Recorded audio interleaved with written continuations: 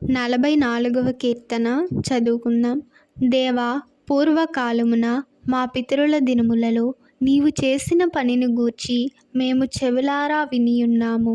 మా పితరులు దానిని మాకు వివరించిరి. నీవు నీ భుజబలము చేత అన్యజనులను వెళ్ళగొట్టి మా పితరులను నాటితివి. జనములను నిర్మూలము చేసి వారిని వ్యాపింపజేసితివి.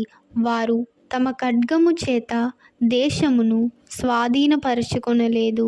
వారి బాహువు వారికి జయమియ్యలేదు.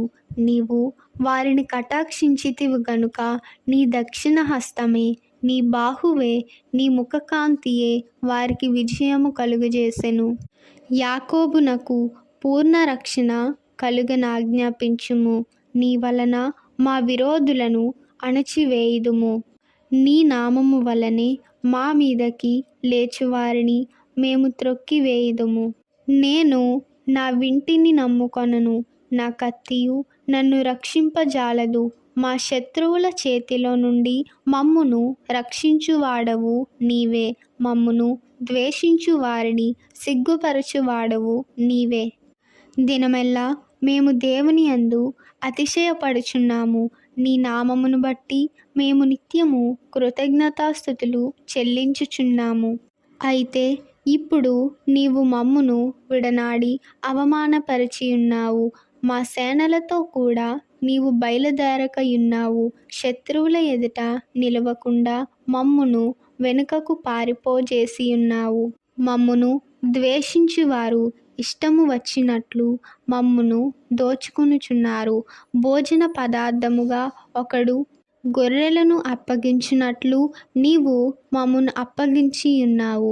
అన్యజనులలోనికి మమ్మును చెదరగొట్టియున్నావు. అధికమైన వెల చెప్పక ధనప్రాప్తి లేకయే నీవే నీ ప్రజలను అమ్మియున్నావు. మా పొరుగువారి దృష్టికి నీవు మమ్మును నిందాస్పదముగా చేసియున్నావు. మా చుట్టూనున్న వారి దృష్టికి అపహాస్యాస్పదముగాను ఎగతాళికి కారణముగాను మమ్మును ఉంచియున్నావు.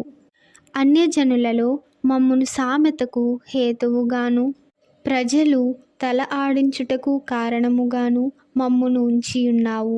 నన్ను నిందించి దూషించువారి మాటలు వినగా శత్రువులను బట్టియు పగ తీర్చుకొని వారిని బట్టియు నేను దినమెల్లా నా అవమానమును తలపోయుచున్నాను. సిగ్గు నా ముఖమును కమ్మియున్నది. ఇదంతయు మా మీదికి వచ్చినను మేము నిన్ను మరువలేదు. నీ నిబంధన మీరి